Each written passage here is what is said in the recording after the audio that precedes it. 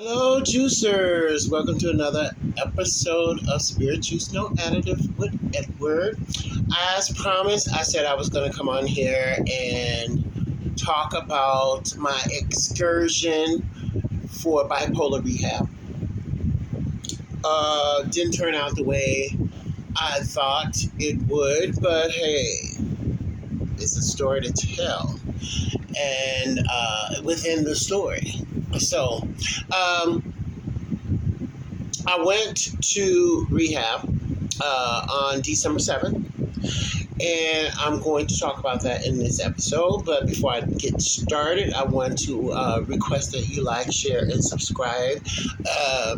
And also support the channel so that we can do bigger and better things over here and then have a better quality of time spent together. Hit that notification bell so that you can be abreast of all the current episodes of Spirit Juice No Additive as we're putting them out. So, let's get started with the story. So December 7th, I was diagnosed, first of all, to begin at the beginning, with bipolar in 2019, I want to say 20, with the onset of COVID. I went to get mental health because I felt like the walls were closing in on me at the onset. And it was kind of depressing for me to realize that the United States was in a state. People were dying. They had trucks parked outside the hospitals loaded full of bodies.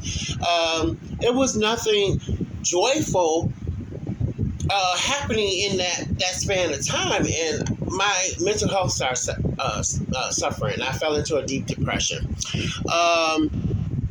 So 2 years ago, I was diagnosed with bipolar while I was in the rehab. And then in 2009, I went in because I had issues with chemicals. I've since become graduated with a chemical dependency counseling degree, bachelor's degree. So I'm a mental health practitioner, a behavioral health practitioner, however you want to call it. I work for one of the largest medical facilities or conglomerates or chains in my state. This has been a very I realize now, looking back at it, when I was diagnosed 2 years ago, that everything made sense. I was originally, in 2009, when I went to rehab for chemicals, I was diagnosed with depression and anxiety. So when I went back in 2020, I was informed that I was misdiagnosed and that I actually was I was bipolar. So everything made sense. It's like the sky opened up and went, woo! Like, my whole life made sense. Ever since I was a child, I had moments of deep depression and deep high highs, low lows. I would go into hiding in my room and watch Zoom and all that and hide out and rock myself to sleep and be depressed. And then I had times where I would go outside and catch lightning bugs and play hide and seek and play with the kids and all that. So it was a back and forth thing. And it was always this thing about the next day. I always regretted it's time for bed for the next day. And not knowing what mood I was going to be in. You know, when the shoe was going to drop. If I was manic, I was always waiting for that shoe to drop when I fall into this black hole of darkness and depression, you know. So this existed ever since day one. So it all made sense. Yes, I'm certified authentically bipolar. So I took some time. I went back to the medical field and I'm dealing with more patients, and my mental health kind of started to suffer. You know, it seems like when I'm not challenged, when there's nothing new on the horizon that I'm trying to acclimate myself to, I fall into a depression. You know, when I can't stand monotony, I can't stand repetition. I need variety. It always has to be a new challenge before me in order to keep me from dropping into that bucket of depression. So I decided that I was going to vlog my experience with bipolar in this episode of treatment. I wanted to learn more about bipolar. I wanted to get on the right dosage of meds because it's a process getting the dosage just right, tweaked just right. So I didn't want to have to keep taking time off work. And then the hours that I worked,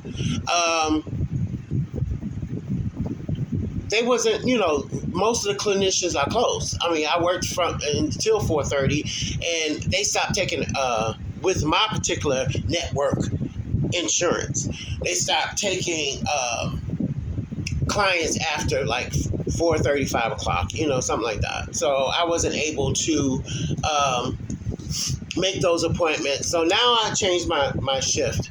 But I said, okay, I took time off work, a short-term leave of absence, twice within the last 4 months since August. The first time I was told I was going to get paid 60% of my wages just so I can get myself together, which was fabulous. But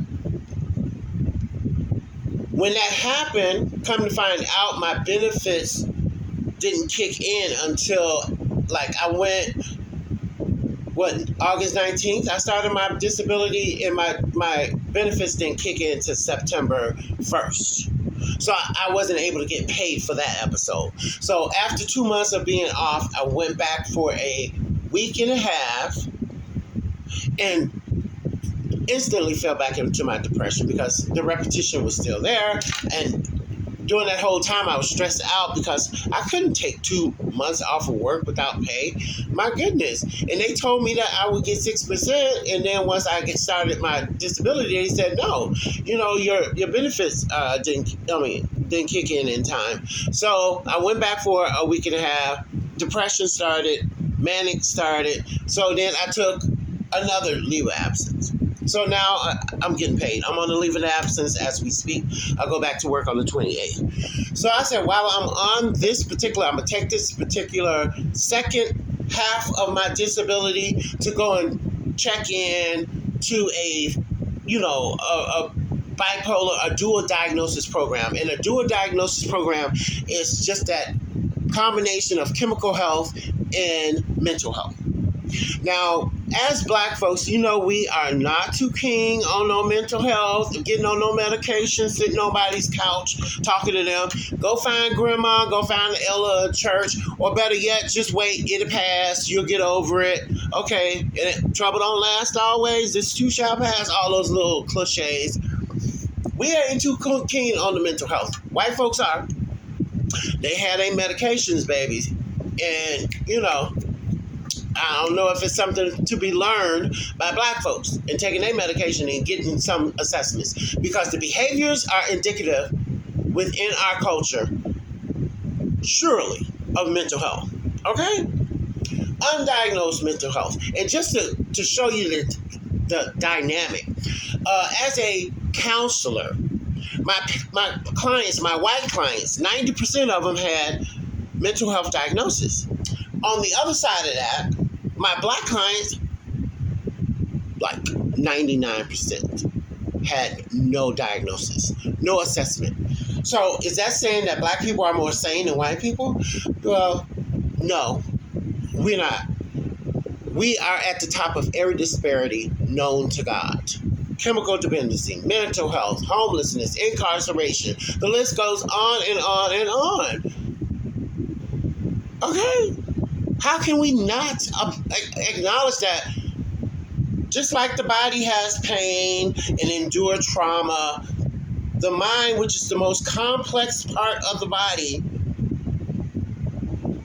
can have some imbalances that needs to be treated. It's the hardest thing to treat, which I'm going to get into, which is the moral of the story here. But just like physical pain, and the difference is with mental health pain, if you never experienced or thought you never experienced it, it seems like it just goes on forever. It ain't gonna never end. You never know when you're gonna be healed. However, with physical pain, you know, once you heal, you're gonna feel better.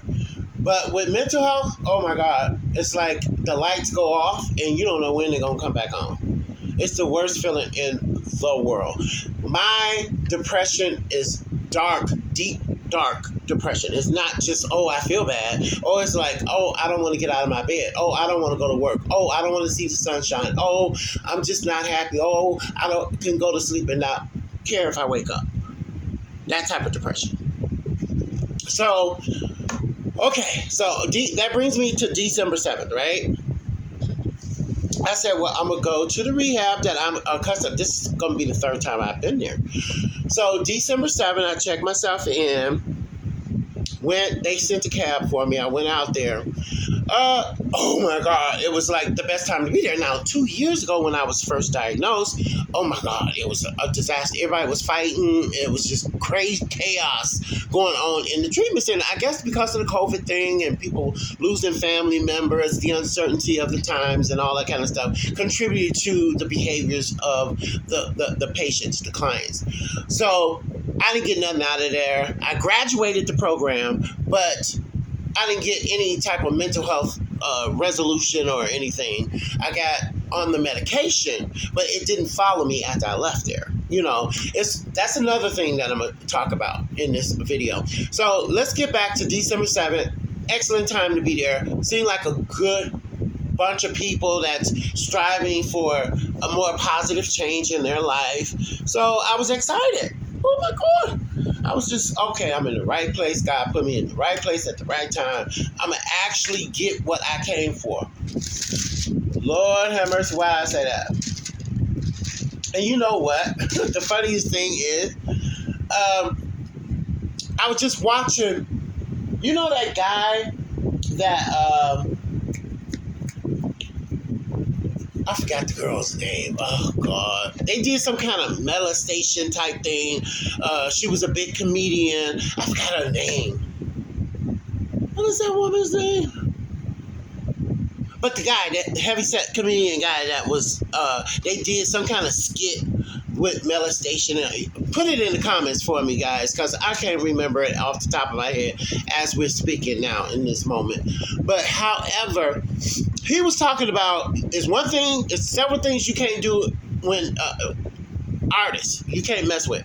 And Beyonce is one of them. Okay, let me show you how Beyonce fit into this equation. So one night, we have programming all day, every day, all day, Monday through Friday. Monday through Sunday. We have 2 peer-led groups a day, at the beginning of the day and at the end of the day. So we usually conclude these groups with a circle where we get in the circle and we say the serenity prayer. God grant me the serenity to accept the things I cannot change, the courage to change the things I can, and the wisdom to know the difference, right? So we get in a little huddle. This is after a week and a half, 2 weeks of bliss. Not even 2 weeks, a week and a half. This is after a week and a half of bliss. Everybody likes me. I like everybody. Everything is harmonious. They started off the prayer with, who woke us up this morning? Beyonce. Now, I'm old school. I'm 55 years old. We ain't gonna do that. No, not while I'm in the circle. Y'all should have told me y'all worship Beyonce, because I ain't on that train. I said, no, I don't even like her. And I don't. I mean, it's not that I don't like her. I ain't got a reason not to like her. I don't know her from Adam's House Cat. But all I know is her persona, Sasha Fierce, and all this, what's the sign they do with the, I'm scared to even do it. It seemed like she sold her soul to the devil or something. It seemed like, it's not enough, Somebody just got to make all the money. Some people like Tamia, the singer, Tamia. She's just satisfied. She do her independent music. She's satisfied with what she gets, and you don't see her just constantly working, just wearing you out. That's Beyonce. I'm like, that's greed, or maybe she really likes what she do, but she don't. It's narcissistic, because who in their right mind think you want to be bothered with them that much? Okay, my goodness, let me miss you for a little while, like Barbara Streisand. Go somewhere and hide it, come out, make your little millions, and go back and hide somewhere. I'm tired of her. Beyonce. I'm tired of Beyonce. I'm tired of her. But just saying that, oh my God, the young folks in the room, the young, the little white ones especially, they just love them some Beyonce. Beyonce is like a god or something. I'm like, oh, hush up. I'm too old to be. What is it? What's the song she had out? Put a ring on it. Put a ring on it. I ain't. Not me. Nope. Just saying that turns some people off. On the real. Oh, they start looking at me like, oh, now we got to reevaluate whether we like you or not. And we have to reevaluate what you stand for. We have to reevaluate whether we want to be bothered with you or not. You don't like Beyonce? You don't like Beyonce?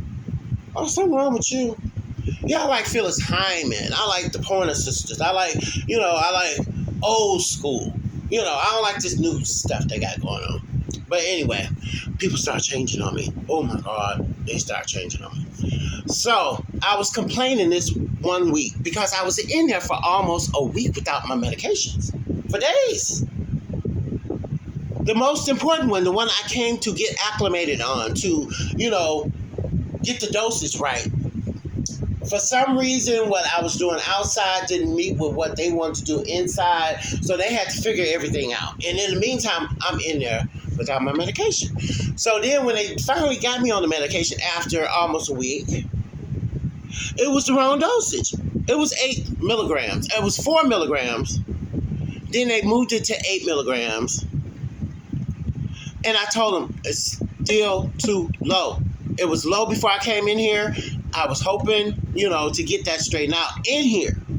I cannot function or manage my mental health off of 8 milligrams. Y'all got to up it, because I still fall and feel the symptoms of my mental health. So that happened that week. So this one night, towards the end of the week, it was a Friday. No, it was a Thursday night. And we got in a circle, we had the group, the end of the day group. And I had noticed that they treat the black clients, the other patients or clients, whatever you want to call them. But they treat the black clients different. Every time I went up to eat, 3 meals a day, we get hot, gourmet meals.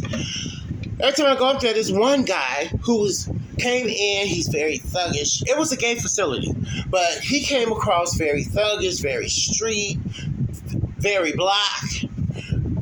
Every time I went up there, he hadn't even been there a week. And every time I went up there, he was eating by himself. So in the meeting, we have a peer-to-peer, we address peer-to-peer issues. So I was like, you know what? Since I've been here, there's 2 white guys that came in here. They cute, little white boys. Y'all just swarm all past my room because they end up coming into my room because I was still new. So they had these rooms up front for the new people. Boop, boop, boop, boop, boop. I always went through that. But anyway, they were bumping into walls. They were coming in, introducing themselves, and you're not allowed in other people's rooms. They would come in there and shake his hand, take him to lunch and dinner, and and just borrowing, loaning, and giving him things. 2 guys, 2 of them, 2 white guys. I had the pleasure of being roommates with. The devil. But anyway, I was just noticing, I just said at the meeting, I said, you know what? I noticed that my room has constantly been bombarded in the last couple of days with new clients coming in that looks nice and they white. And then we get this one black client in here and he eating by himself. Y'all ain't knocking yourself down to get to know him. So I had a problem with that. I had a problem with it. Okay, spread the love around. That's all I said. Spread the love around, just in that. What did I say that for? Baby, they went off and started. I could hear the nick, because by now I got into it with a couple of them. Okay, I'm off my medication. What y'all expect? Okay, I gave the what for, honey. They started talking crazy. Bam, bam, bam. I'm just picking them off. One. Okay. You got something to say? You got something to say? You got something to say? You got something to say? Let me say this to you. You don't want to say it to me. You don't want to mess with me. Okay, I'm off my medication. I'm certified. I will hurt you. And then it's always the shortest one of the bunch that wants to be the tough guy. I'm like, oh my God, I would break your neck. Please leave me alone. Please. Okay, but anyway, I called him a faggot. Okay, I'm a faggot. I'm gay. I'm not a faggot. I look at a faggot or a sissy as a catty sissy. You know the difference.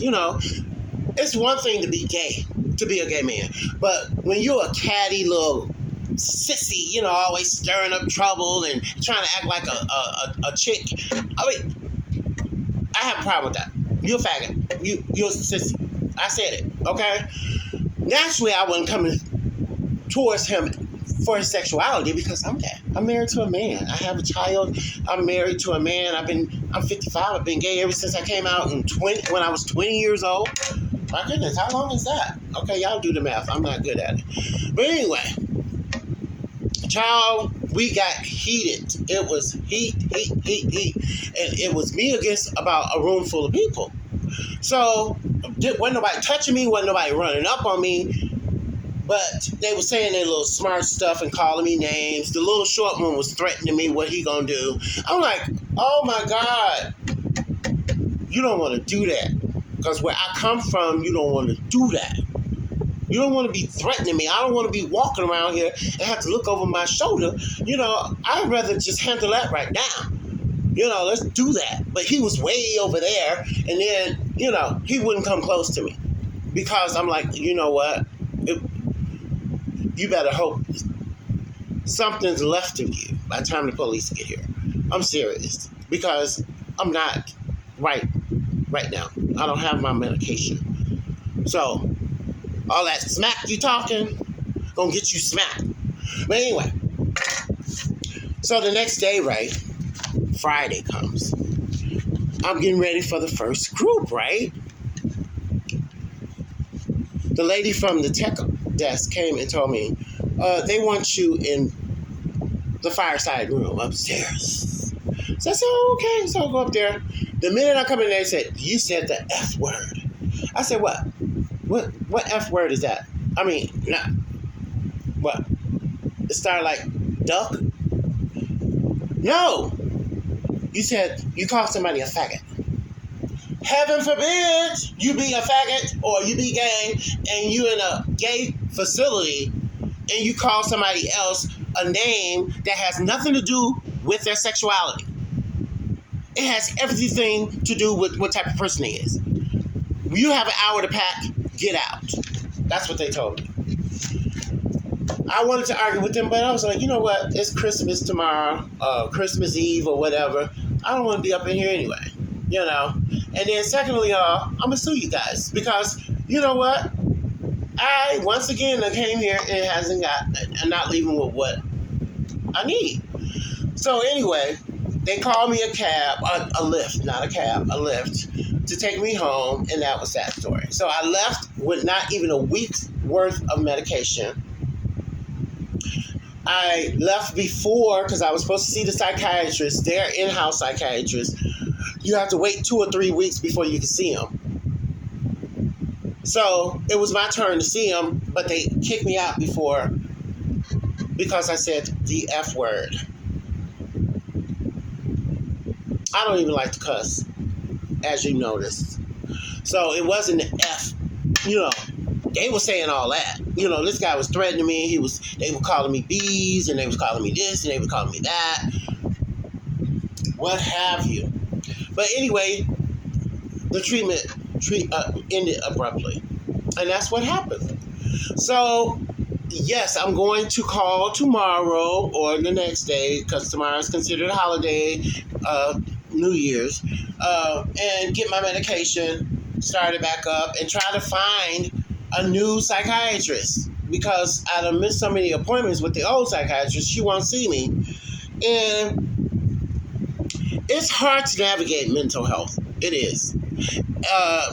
They have a shortage in Minnesota of mental health practitioners, and it's hard with the insurance thing to stay on insurance. It changes. You know, you're on insurance for a year, and then you have to enroll, and you might not be in the same network. So you got to start from scratch, finding a doctor within the network, and it's just a big maze and mess. But I just thought it was funny that this whole Beyonce thing happened, and then everybody hate me. That was just amazing to me. But that's what happened, guys, with the whole bipolar thing. I still encourage people to get tested, get assessment, get your diagnosis, and decide what form of treatment and what treatment is going to look like for you in resolution or addressing your mental health.